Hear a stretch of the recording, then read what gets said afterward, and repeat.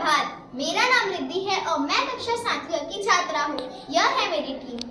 मुस्कान, प्रणीत, राघव, हिमांशु, प्रशांत और अलविदा। आज हम आपके सामने एक कहानी प्रस्तुत करने जा रहे हैं जिसका विषय है जल संरक्षण।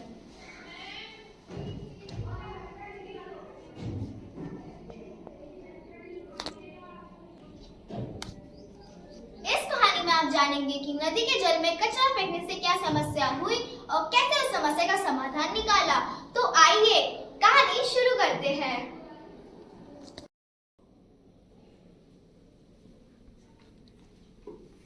मैं हूँ द्वारपाल। महाराज, सूर्य नाम का एक युवक आपके दर्शन करना चाहता है। वह कहता है कि उसके पास झेलम को शांत करने का उचित उपाय है।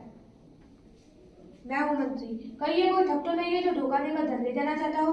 मेल लेने में क्या बुराई है? हो सकता है उसके पास सच में कोई मंत्र या उपाय हो। मैं हूँ युवक। महाराज की जय हो। युवक, क्या तुमने जो दावा किया क्या वो सच है? राजन, इस कठिन समय में आप जैसे महान राजा के साथ मजाक करने की मूर्खता भला कोई कैसे कर सकता है? मैं सचमुच झेलम नदी के क्रोध को शांत कर सकता हूँ। उपाय बताओ। मुझे इस कार्य को करने के लिए 10,000 रजत मुद्राओं की आवश्यकता होगी। महाराज, इस कपड़ी के बातों में मत आइए। निश्चित यह धन प्राप्त कर देश से 9 तो 11 हो जाएगा। मैं हूँ राजपुरोहित। राजन, मेरे विचार से युवक मानसिक रूप से विक्षिप्त हो गया है। नहीं, वहाँ बड़े बड़े विद्वान कुछ ना कर सके, वहाँ ये तुच्छ बालक क्या कर सकेगा? महाराज, सबसे पहले आप मेरे मानसिक स्थिति का परीक्षण करा लीजिए कि मैं पागल हूँ या नहीं। उसके बाद आप अपने विश्वास पात्र कर्मचारी को मेरे साथ भेज दीजिए। मैं 1 सप्ताह में झेलम को उसकी निर्धारित सीमा में वापस लौटने के लिए विवश कर दूंगा।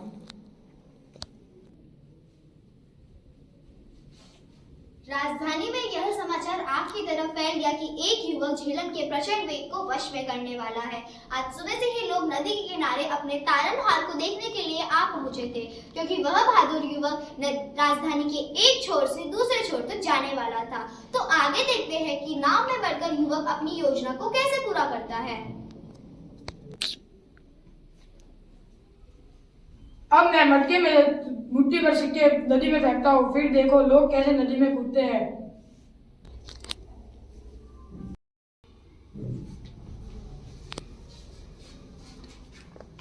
बेमतलब इरादा से मेरे धन की बर्बादी कर रहा है, जैसे वह मुद्दा ना होकर कंकड़ हो। अरे ये सब छोड़ो, चलो नदी में कूदकर सिक्के निकालते हैं।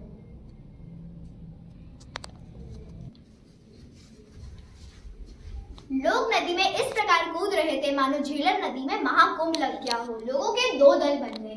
एक दल किनारे पे गाड़ डाला था तो दूसरा उसमें से मुद्राएं यानी कि सिक्के ढूंढता। मेरी योजना सफल रही। नदी के अंदर का कचरा व गाद सिक्के के लालच में लोगों ने बाहर निकाल दिया और इस तरह नदी के अंदर का पानी कई हाथ नीचे चला गया और किनारे कई हाथ ऊंचे उठ गए। मैं बहुत खुश हूँ। मुझे तो पता भी नहीं चला समस्या क्या थी। आज ही मैं आदेश देता हूँ कि कोई भी नदी, तालाब, सरोवर या अन्य जल स्रोतों पे कचरा ना फेंके और मैं समय समय पे साफ भी कराता रहूंगा।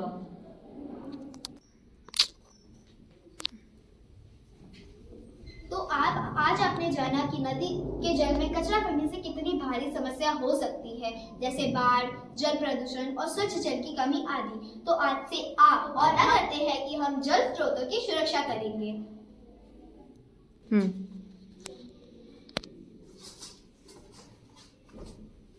मैं हूँ नदी, कृपया मुझ में कचरा नहीं फेंकिए, वरना भविष्य में मेरा और उग्र रूप देखने के लिए तैयार रहिए।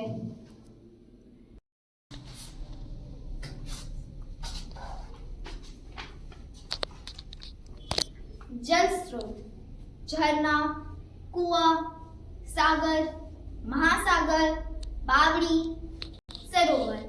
अब हम आपके सामने जल संरक्षण के ऊपर एक कविता प्रस्तुत करने जा रहे हैं। जल है कितना अनमोल, जल है कितना अनमोल, समझो तुम इसका मोल, समझो तुम इसका मोल। जल देता हमको जीवन दान, जल देता हमको जीवन दान। बचाकर इसे तुम बनो महान, बचाकर इसे तुम बनो महान। जल में बसती सबकी जान, जल में बसती सबकी जान। जल नदियों से बहकर आता, जल नदियों से बहकर आता। अंत में सागर से मिल जाता, अंत में सागर से मिल जाता। बारिश बनकर वापस आता, बारिश बनकर वापस आता, सबके मन को खूब लुभाता, सबके मन को खूब लुभाता। जल है कितना अनमोल, जल है कितना अनमोल, समझो तुम इसका मोल, समझो तुम इसका मोल। जल देता हमको जीवन दान, जल देता हमको जीवन दान, बचाकर इसे तुम बनो महान, बचाकर इसे।